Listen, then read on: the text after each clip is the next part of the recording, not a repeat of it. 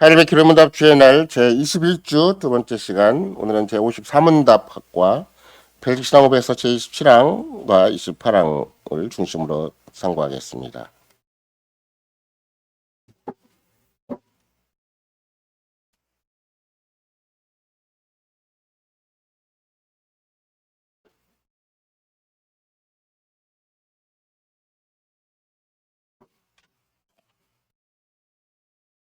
제53문답 거룩한 보편의 그리스도의 교회에 관하여 당신은 무엇을 믿습니까?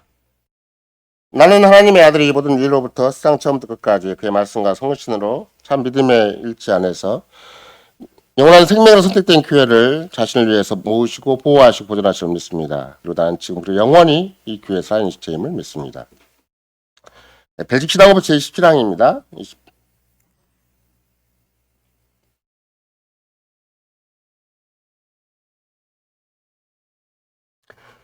제27항 보편적 교회에 관하여 우리는 하나의 보편적 또는 우주적인 교회를 믿고 고백하니 이 교회는 참된 기독교 신자들 그들의 모든 구원을 예수 그리스도 안에서 기대하며 그의 피로 씻음받고 성신에 거룩하게 되기 칭을 받은 자들의 거룩한 회중이고 회집이다.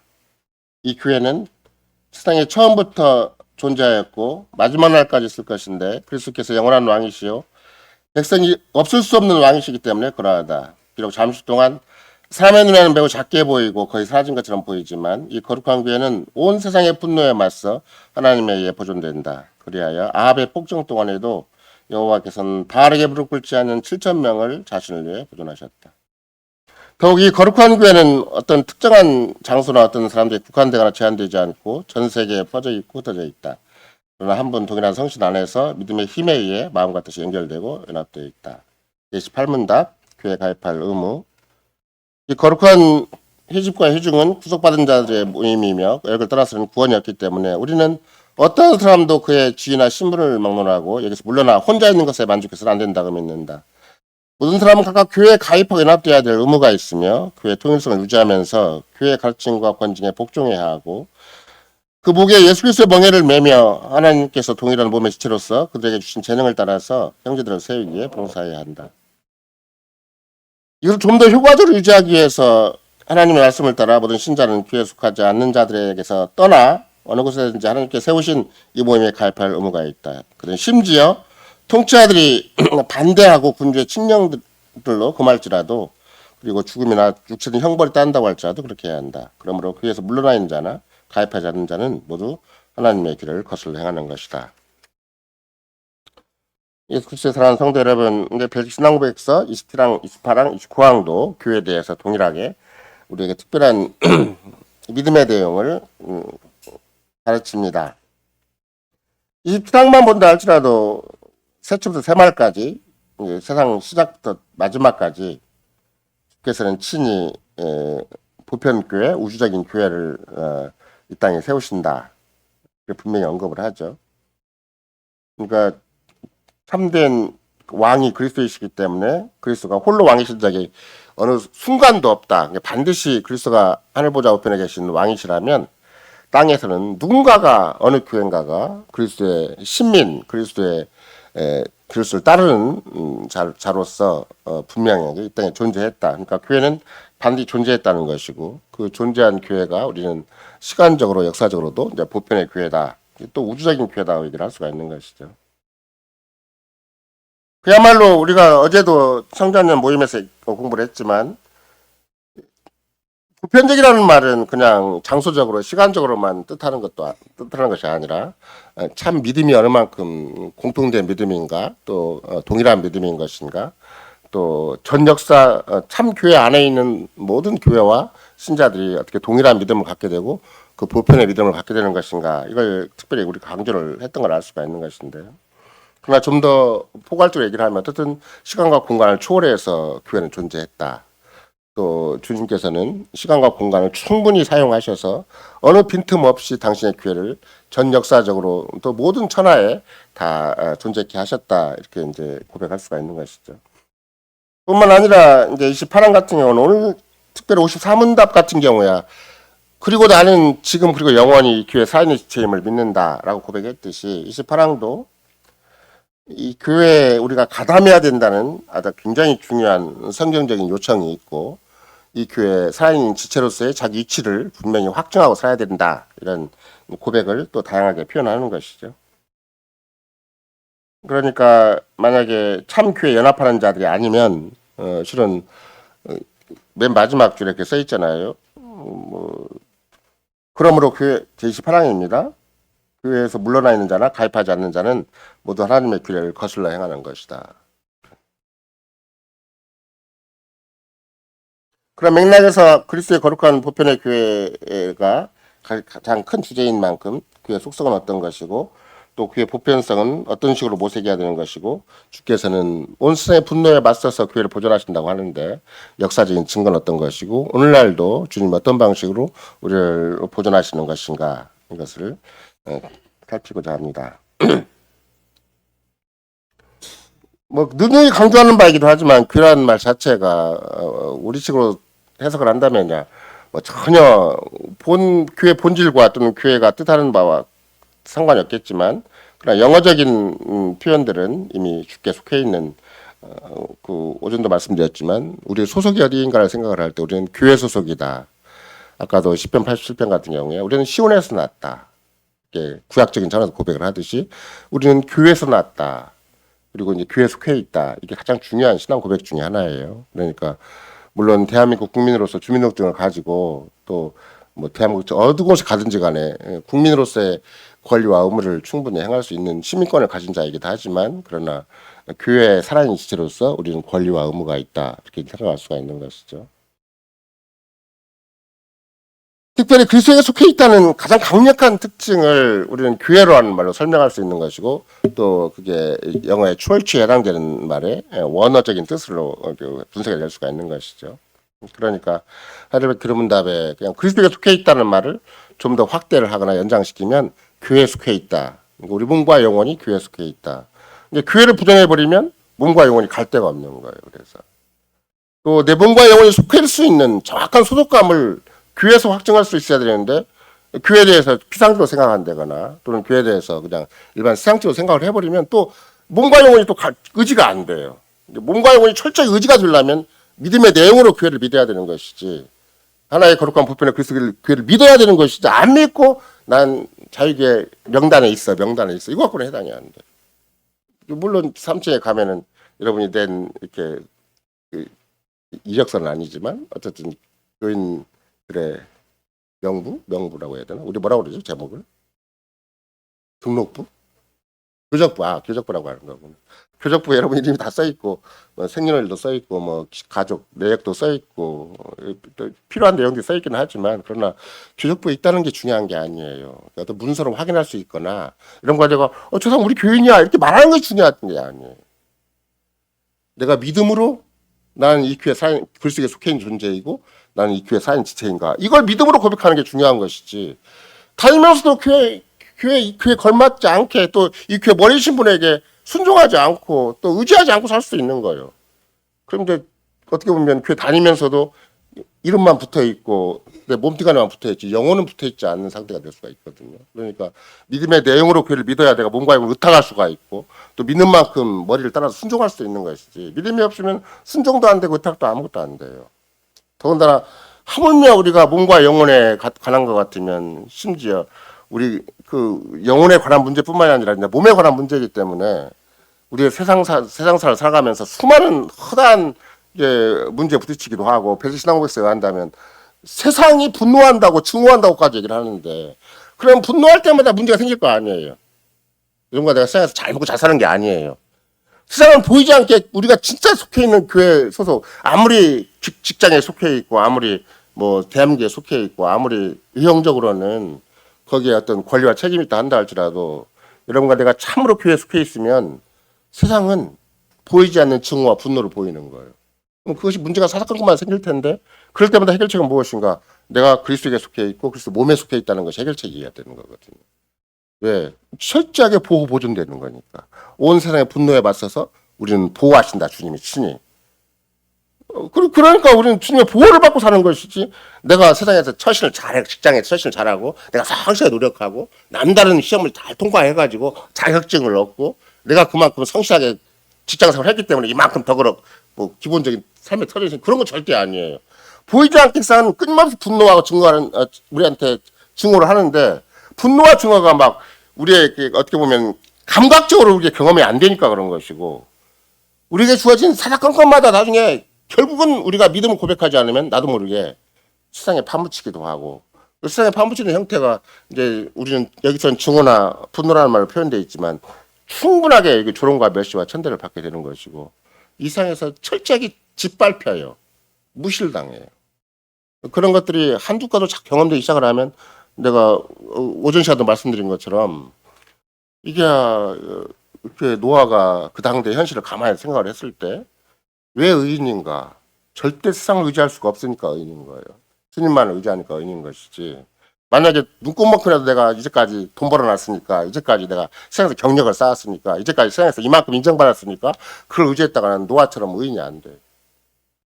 반신반의하는 사람이 될 수는 있겠죠. 실천적으로 이런 거라도 늘 카톨릭에 대해서 비판할 때마다 제가 늘 강조하는 바이지만 입으로는 그래서 잘하는데 실제로 부인하는 사람이 돼버리면 자기 몸과 영혼의 수속감을 잃어버려요. 정체성을 상실해버리는 거예요. 그러면 나도 모르게 문제 앞에 당황하고 막. 왜? 내가 의지했던 것이 무너지는 거거든요. 내가 의지했던 것이 갑자기 이게 나에게 분노를 보이고 나에게 부적응성을 자꾸 보이는 거예요. 세상이라는 전체 조건이라는 것이. 그러니까 나도 모르게 이제 굉장히 당황하죠. 세상을 의지하고 살다가는. 돈을 의지하고 살거나 세상을 의지하고 살다가는 크게 당황을 해요. 어느 순간에. 그런 맥락에서 우리는 어떻든지 우리가 참 주님의 몸된 교회, 진짜 거룩한 회중이다, 회집이다, 이게 총회다라고 고백하는 것이 굉장히 중요한 것이죠. 이런 거 내가 잠깐 어떤 이웃교회와 더불어서 우리가 어떻게 공존할 수 있는 것인가 방법을 모색을 하는 거지만 실은 여러분과 내가 얼마만큼 준비를 해야 되는 것인가 거룩한 총회로서 우리가 어떻게 같이 갈 수 있는 길을 자꾸 모색을 해야 되는 거예요. 어떻게 본다면 우리는 총회가 따로 없으니까 모든 교인들이 같이 모이면 그게 총회가 되는 것이고 또 한국 땅에서는 이렇다 할 만한 우리와 같이 동질의 신앙 고백을 찾는 교회와 신자를 찾기가 어려우니까 이게 총수가 될 수 있어요. 대한민국에서. 그러면 총회로 우리가 소집됐을 때 이게 전부라고 생각을 해야 되는 것이지. 와, 이건 이 사람 이러니까 싫고 저기는 저러니까 싫고 저기는 저 목사니까 싫고 이게 이 목사니까 싫고 우리는 우리대로 가야 되겠다. 이렇게 해버리면 우리도 한없이 이 보편의 그리스도의 교회를 고백하지 않는 사람이 돼버리고 더군다나 하나의 거룩한 보편 그리스도를 믿지 않는 사람이 돼버려요. 이론으로는 다 믿는다고 하죠. 근데 실제로는 그걸 크게 현실로 인정하지 않는 사람이 되는 것이기 때문에 이런 사사건건마다 다 믿음으로서 극복해야 될 문제인 것이지 절대 현실적인 조건을 따져가지고 이렇게 우리가 헤아린다면 우리도 자격이 없어요. 우리도 믿음이니까 우리는 끝까지 믿음 안에서 믿음의 일치 안에서 하나의 거룩한 부분의 그리스도 교회로서 이 교회 지금부터 영원까지 살아있는 지체로서 얼마든지 고백할 수 있고 자랑할 수 있고 거기에 힘껏 의지해서 몸과 영혼의 위로를 받을 수 있는 상태에 있는 것이지 몸과 영혼의 위로가 안 된다니까요. 그럼 진짜 해보세요. 위로가 하나도 안 돼요. 정말 몸과 영혼의 위로가 되려면 교회를 믿어야 돼요. 믿으면 자꾸 위로가 생겨요. 한없이 위로가 생겨요. 근데 안 믿으면 위로가 하나도 안 되고 걱정거리면 뻥땅 거죠. 한없이 걱정거리거든요. 우리끼리 살기 힘겨운데 막 이웃교회가 붙어봐요. 그러면 더 힘들지. 더 걱정거리가 산더미처럼 쌓이죠. 믿어야 자꾸 주님이 힘을 주시고 제 성신께서 위로해 주시고 또 하나님 아버지께서 머리카락 하나 떨어지지 않도록 보존해 주시고 우리의 지난번도 주고받은 얘기 중에 하나가 그런 거예요. 우리가 이런 도리를 먼저 알았더라면 이런 시행착오를 하지 않았을 텐데 그래서 그것도 주님이 쓰신 거라고. 그러지 않았더라면 여러분과 내가 우리가 어떻게 직접 만나냐고. 중간에 다른 목사가 걸쳐 있다거나 아니면 여러분들이 미리 알아서 간다면 여러분 우리가 약간 이질적인 형태로 또는 어느 부분 똑같은 고백이기도 하겠지만 약간 이질 형태로 쭉 그냥 알아서 갔을 거 아니에요. 근데 지금은 우리를 의존 할 수밖에 없는 상태에 딱 된 것이고 의존하면서 동시에 우리가 일치감을 충분히 조성할 수 있도록 공감을 조성할 수 있는 그런 형편과 처지가 생겼기 때문에 이런 것도 주님이 쓰신 것이다. 그래서 제가 그걸 생각하면서 이전에 사했던 그런 좀 좋지 않은 예화긴 한데 이전에 한번 생활교회가 한참 김홍전 목사님한테서 다음 세대 이제 실명을 거론하자면 그분들 지금도 은퇴를 했지만 김명수 목사에게 이제 목사 위치가 이렇게 바뀔 때가 있었잖아요. 그 교회 안에 엄청난 파란이 일어났어요. 김홍전 목사를 여태껏 믿고 따르다가 갑자기 김홍전 목사는 비교가 안 되는 사람이 뭐 이렇게 갑자기 와가지고 목회를 한다고 하니까 자기들도 객관적으로 인정할 수가 없는 거예요. 근데도 교회가 공식적으로 청빙원회를 결성을 하고 일정한 과정을 거쳐서 그 사람이 목사가 청빙이 딱 된 거예요. 근데 막상 목사가 됐는데 뭐 문제가 한두 가지 터지는 게 아닌 거예요. 왜? 교인 자체의 정서가 하나도 안 맞아요. 새로운 목사하고 아무것도 안 맞아요. 그러니까 교인들이 이제 반수 이상이 떨쳐 나가고 그런 불상사가 생기기도 하고 지금도 그 교회는 뭐 여러 가지로 복잡 미묘한 현실에 처해 있기도 하지만 그러니까 이제 그때 제가 그 서학교의 그 반발자 또 현 새로운 목사에 대한 문제점을 제시하는 자, 그 사람들 그냥 보통 사람들이 아니라 여태껏 세학교 안에서 중추를 형성하겠던 사람들이었어요. 내노라는 사람들이에요. 그런 사람들의 이제 최 목사님한테 호소하는 글을 제가 가지고 있죠, 지금도. 그 호소와 내용 속에 다 뭔 글이 있는가. 최 목사님이 그들의 항의, 그들이 제기한 문제점, 또 새로운 목사로서의 어떤 결격 사유, 또 우리가 가지고 있었던 문제점에 대해서 계속 그들이 합의해서 글을 쓴 거에서 최 목사님이 딱 한마디로 뭐라고 했는가. 여러분이 그때 그 생각을 못했던 것도 하나님 쓰신 거라고 그랬어요. 차라리 청구를 거부하지 왜 청구를 거부하지 않았느냐. 그러니까 이런 이 전반적인 것들이 여러분과 내가 우리끼리 계산하면 없었으면 참 좋겠다, 안 했으면 좋겠다, 그렇게 똑바르게 행동했으면 좋겠다 싶지만 그렇게 사람이 못하는 거예요. 그때는 하필이면 그 지식이 부족하고 그때는 하필이면 그 믿음이 없었고 그때는 하필이면 내가 없었고 그 자리에 막 심지어 이렇게 해서 막 자꾸 문제를 자꾸 확대해 나가고 얼마든지 문제를 더 자기를 중심으로 해서 극화시킬 수가 있는 사정이기 때문에. 근데 최 목사님은 단호하게 여러분이 좀 어두웠던 것도 주님 쓰신 거다. 그 당시에는 그런 우리처럼 알고 있는 개혁교회적인 질서도 거기는 없었을 것이고 더군다나 김호중 목사님이 이렇다 할 문제를 방안을 제시한 것도 아니고 그렇다고 IRC 이렇다 는 그런 문제에 대해서 구체적인 지침도 아무것도 없었고 그러니까 자기들끼리 충분히 어느 만큼 합의를 한 것인데 합의해놓고 보니까 또 문제가 또 생기고 그래서 결국은 최 목사님이 평가할 때는 여러분이 그 당시에 그 모든 문제를 다 종합적으로 살필 수가 없는 그런 어두웠던 것도 주님이 쓰신 거다. 그래서 쉽게 여러분이 뭐 그런 문제에 대해서 거꾸로 이의를 제기하지 말아라. 이렇게 해서 이제 결국은 교회가 넘어가더니 결국은 상당한 세월 지나니까 다시 또 그 문제가 또 대두가 되고 지금도 그 문제가 제대로 해결이 안 돼서 IRC가 지금 어느 차원에서는 방하고 있는 부분도 있잖아요. 교회는 주님이 친히 어떤 방식인지 하세요. 이게 참 교회고 참 신자면 정말로 그리스도를 참으로 믿는 그리스도 안에서 모든 걸 기대하는 사람이 거기에 있다면 그리스도께 답을 주시는 것이지. 그리스도 안에서 모든 걸 기대하는 것이 아니라 자기 방법과 경험을 자꾸 찾아 나가버리면 제각기 자기 교회가 되는 거예요. 제각기 자기 기독교가 되는 거예요.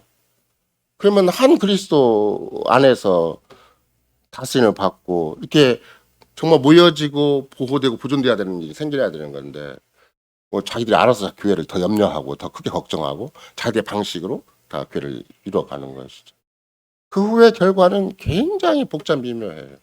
그 후의 결과는 지금까지도 특별히 뭐 우리가 잘 아는 몇 명의 이름 거론한다 그래도 어떻게 그렇게 극단적으로 서로 등을 돌릴 수가 있는가 싶을 정도로 극단으로 등을 돌리고 있어요. 현실적으로.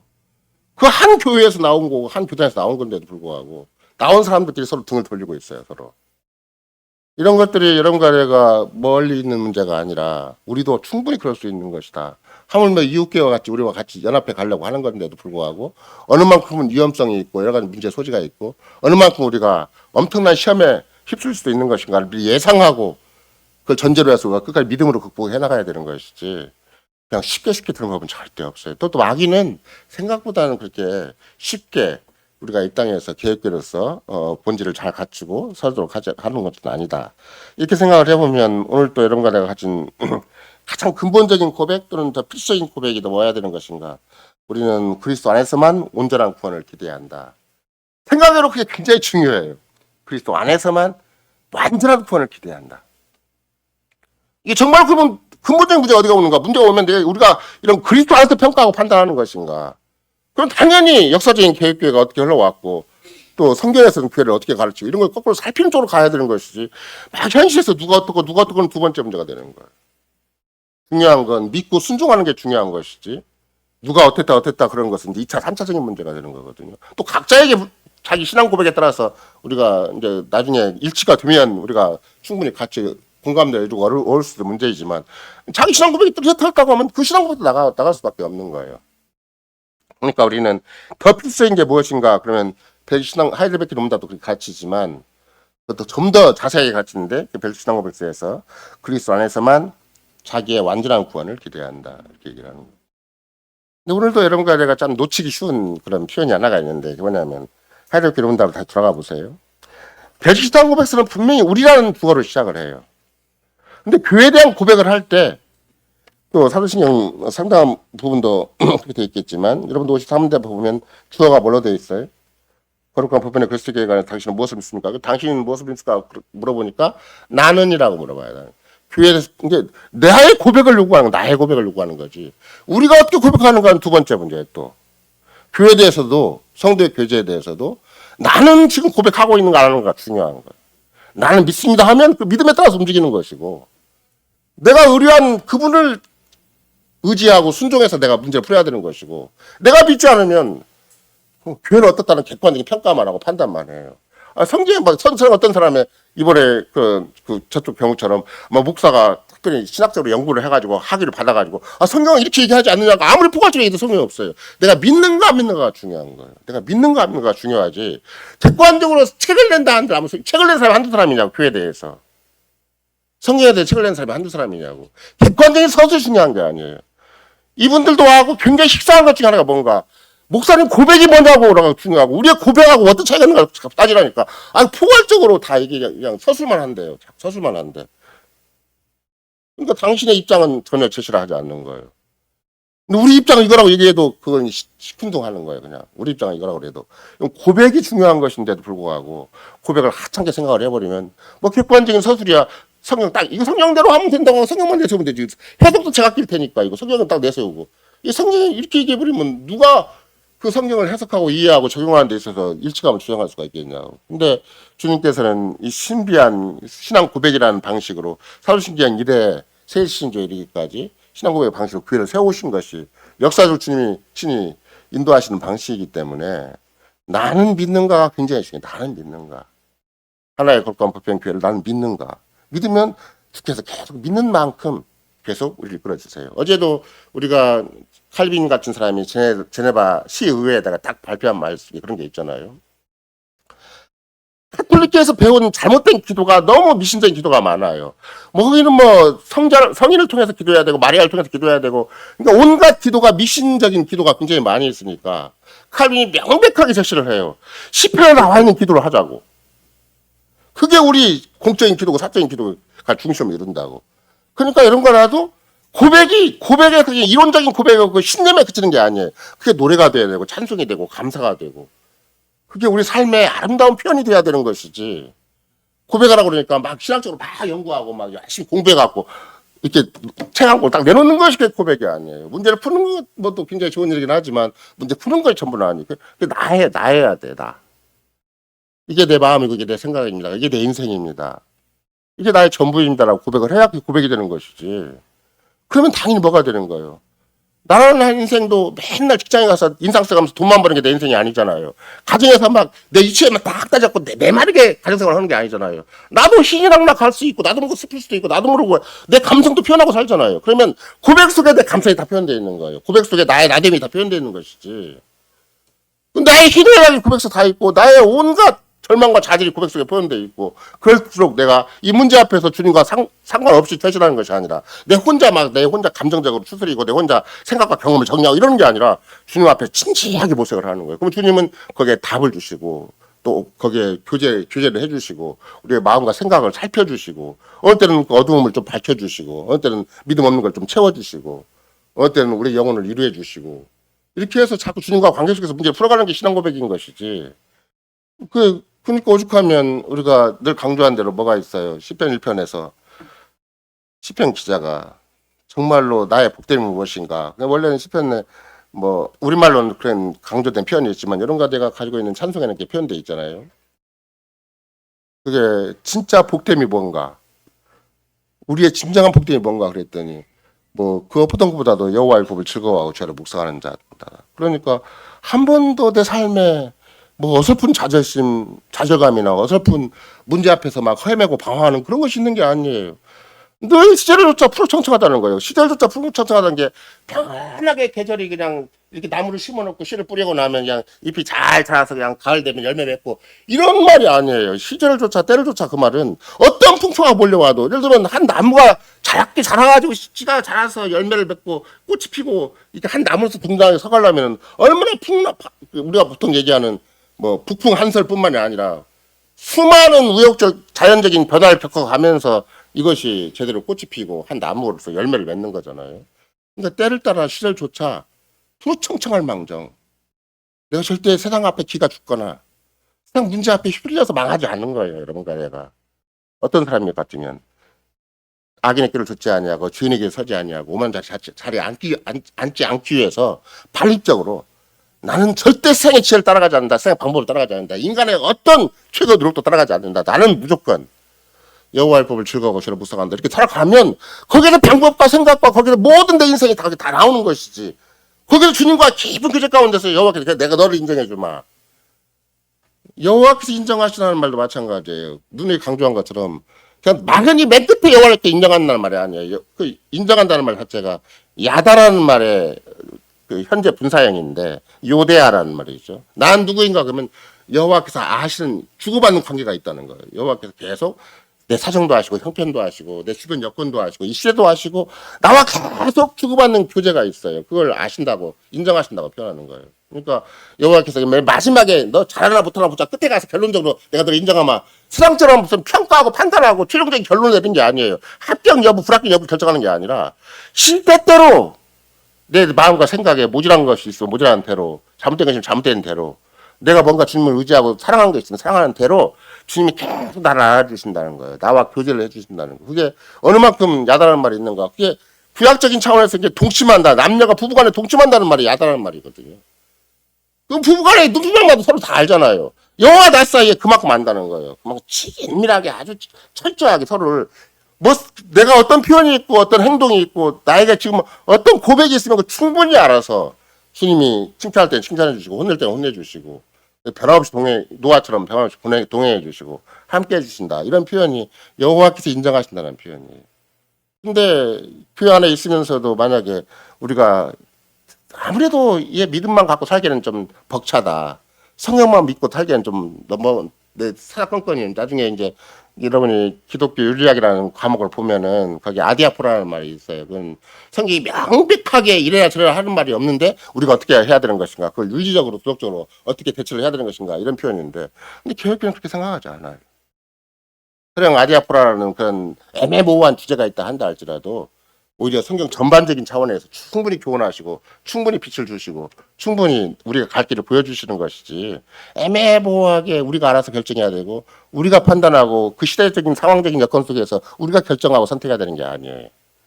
그렇다면 여러분과 나도 실제로 나는 믿는다고 얘기를 했으면 그 교회적인 여건 하에서 교회적인 토양 위에서 교회적인 고백 하에서 교회적인 교회를 주님이 친히 어떻게 함께 해주시는가 어떻게 모으시고 보호하시고 보존하시는 것인가 내가 이 교회 누구인가를 따라서 계속 이 문제를 풀어가야 되는 것이지.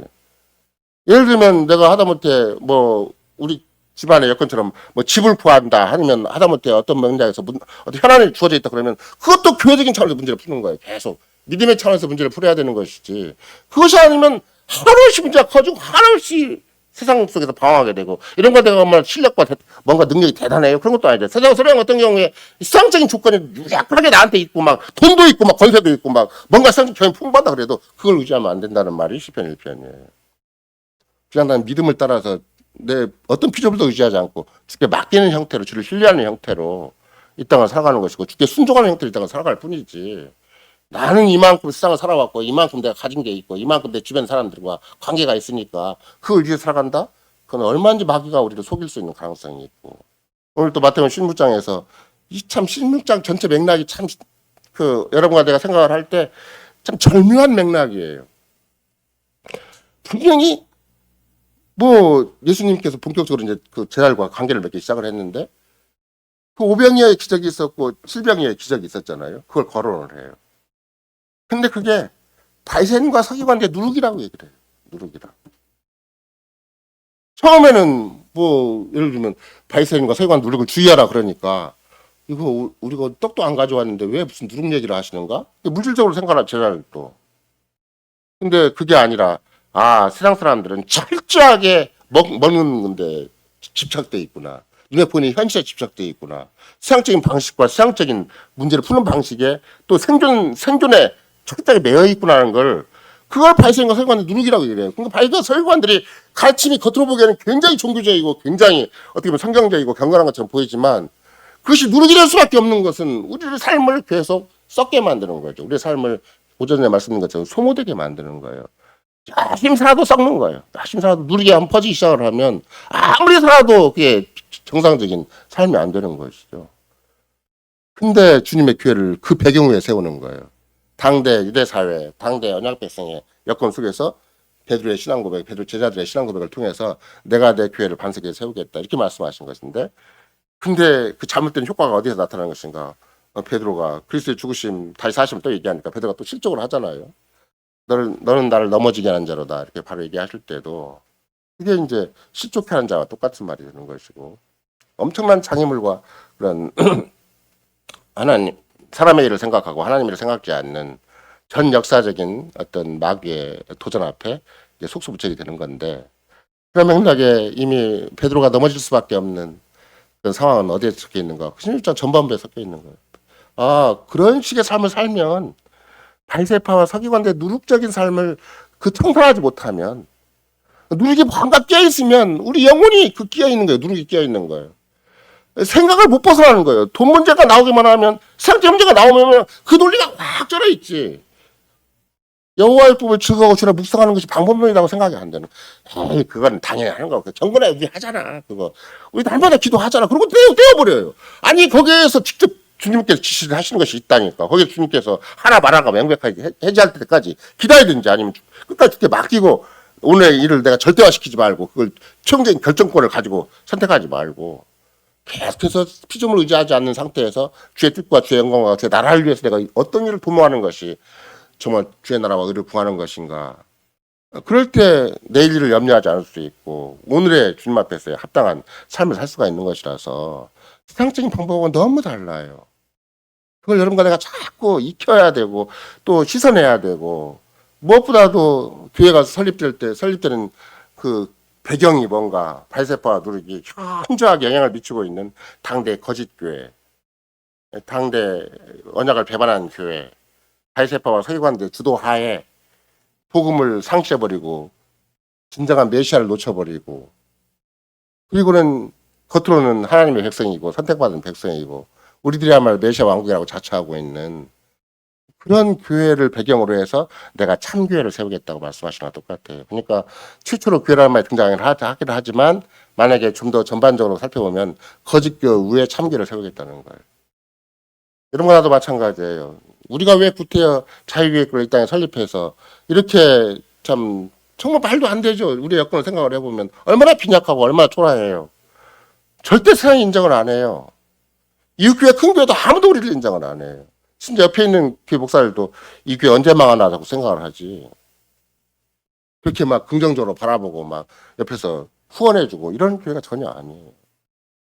옆에 이웃교회만 그러는 거 아니에요. 대한민국에 있는 모든 교회가 우리가 우리의 정말 본색을 만약에 우리가 공개적으로 우리를 드러낼 수 있는 기회가 있다면 당장 계속해서 그 목사도 고신에 속한 목사이기도 하지만 단호하게 나중에 해결이 안 되니까 우리는 전주에 두 교회를 의지하고 있다 이러니까 이미 소문을 다 들어서 알고 있는 거죠. 송 목사는 캐나다 때부터 호주 때부터 어떻게 고신을 반대해 왔는가.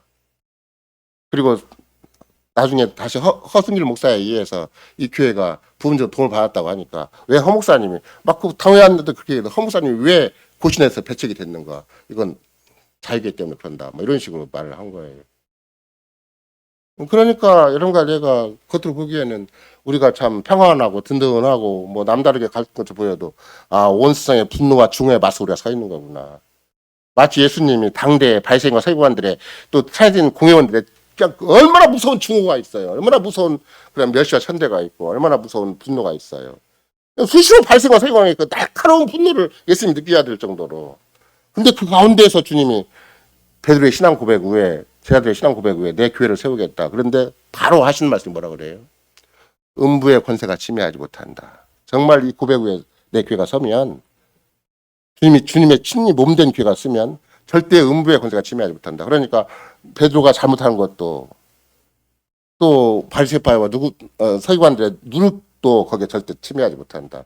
그럼 여러분과 제가 생각을 할 때 그게 무슨 세상에서 무슨 바이러스처럼 막 코로나처럼 막 우리한테 우리가 방어에 돌아오는 게 그런 게 아니잖아요. 이건 우리의 신앙 고백이 확고할 때 그 자연스럽게 배제가 되는 것이고 씻어지고 물리쳐지는 것이 신앙 고백 불분명한데 그럼 뭐 대통령 다 뒤섞여 살아보세요. 막 이런저런 현실적인 문제에 대해서 아무런 무언축하게 신과 상관이 없고 그리스도와 상관이 없고 교회 상관없이 막 대체해 가보세요. 그러면은 나도 모르게 방향감을 상실하고 나중에 어느 데 가면은 근데 그때 가서 막 구석에 처박혀갖고 주여 나를 도와달라고 하면 도와주긴 해요. 왜? 교회를 위해서 도와주긴 해요.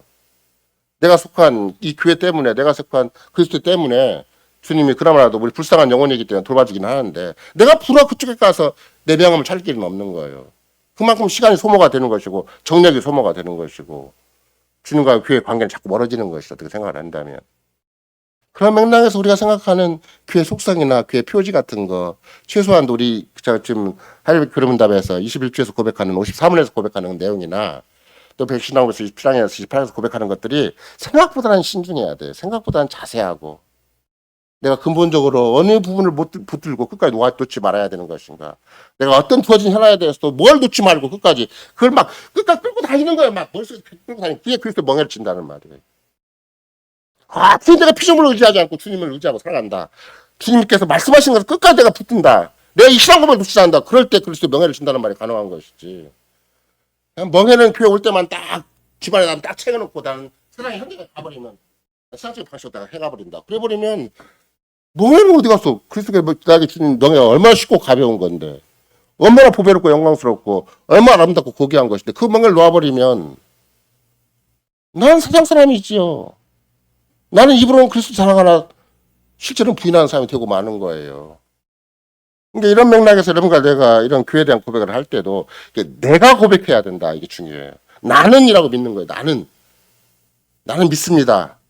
나는 이 교회 지금도 영원히 살아있도록 나는 믿습니다. 그러고 그럴 때 내가 내 위치를 딱 정하고 내 마음을 딱 정하고 내 현실 딱 냉정하게 평가를 하고 이게 그리스도의 몸에 속한 지체로서 내가 할 일인가? 이걸 생각해서 현실을 가름해야 주님에게서 계속 힘을 공급받을 수가 있고 계속해서 위로를 받을 수가 있어요. 위로라는 말은 우리가 생각할 때 그냥 너 참 잘한다 적당하게 말 주는 게 아니라 힘을 보태주는 거라고 그랬잖아요. 돈이 없어도 돈 있는 것보다 더 힘이 나는 것이고 건강이 없어도 건강 있는 것보다 더 힘이 나도록 하는 것이 이 주님이 위로해 주는 방식인 것이지 꼭 돈이 있어야 되고 건강이 있어야 되는 거 아니에요. 만약 이런 거 내가 돈과 건강을 의지하기로 한다면 생명에 다를 바가 없는 거죠. 생각하면 돈과 있으면 건강만 있으면 또 딴짓해요. 또 더 악한 일을 하고 노아의 시대처럼 더 자기 눈앞에 있는 쾌감, 눈앞에 있는 어떤 자기 혈적인 목적 때문에 더 자기들이 책임져야 될 그야말로 노블리스 오블리제 같은 내가 이만한 고귀한 신분과 이만한 특권과 이만한 세상에 어떤 뭔가 남다르게 얻었으면 내가 어느 만큼 베풀어야 되는가 어느 만큼 책임져야 되는가에 대해서 생각하는 것이 서구 사회에서 또 역사적으로 흘러온 그런 노블리스 오블리제 정말 내가 세상에서 받은 바 큰 특권과 그런 남다른 뭐가 있다면 그걸 충분히 내가 책임져야 될 영역이 또 있는 것이고 내가 베풀어야 될 그 영역이 또 있는 것이지 그런 거 아무 상관없이 그냥 무조건 내 눈앞에 있는 내 가정의 평안 내 인생의 즐거움 쾌감 때문에 저 밑바닥에서 헤매고 있는 사람에 대해서 저는 무관심하다. 심지어 교회 안에까지 그렇게 한다. 그러면 주님 심판하셔야 되는 거죠. 그런 경우가 되버리면. 강포가 겉으로 보기에 무슨 폭력이 난무하고 무슨 권력자가 막 사람을 죽이고 막 떼거지로 막 사람을 다 총으로 쏴 죽여야 되는 것만 강포가 아니라 자기 눈앞에 있는 이익 때문에 눈앞에 있는 쾌감 때문에 눈앞에 있는 또 다른 자기 삶의 어떤 뭐 그렇죠 자동차를 좀 더 바꾸고 집을 좀 더 바꾸고 또 자기 나름대로 인생을 즐기는 별장을 좀 바꾸고 이런 거겠죠. 골프장을 좀 더 비싼 데로 바꾸고 뭐 이런 거겠죠. 근데 저도 제 주변에 가끔씩 어쩌다가 막 오래된 관계를 있는데 최근에 엊그제도 또 여러분 옛날부터 제가 잘 얘기했던 사촌 형인데도 전 전화를 해서 요새 뭐해? 그러니까 골프장 다닌다고. 아 또 먹고 살만하네?